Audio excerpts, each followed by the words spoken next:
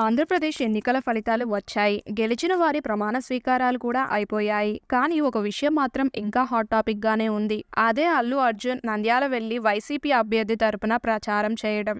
ఎందుకంటే పవన్ కళ్యాణ్ జనసేన పార్టీ కోసం mega heroes అంతా పిఠాపురం వెళ్తుంటే అల్లు అర్జున్ మాత్రం వైసీపీ పార్టీ ప్రత్యర్థికి ప్రచారానికి వెళ్లాడు. దీంతో మెగా కుటుంబానికి అల్లు ఫ్యామిలీ క్రమంగా దూరం అవుతుందనే ఊహాగానాలు సాగుతున్నాయి. ఈ ఎన్నికల్లో వైసీపీ అభ్యర్థి ఇంటికెళ్లి బన్నీ మద్దతివ్వడం, ఆ తర్వాత నాగబాబు వివాదాస్పద ట్వీట్ చేయడం తెలిసిందే. తాజాగా సాయి ధరమ్ తేజ్ ట్విట్టర్లో అల్లు అర్జున్ని అన్ఫాలో కూడా చేశారు.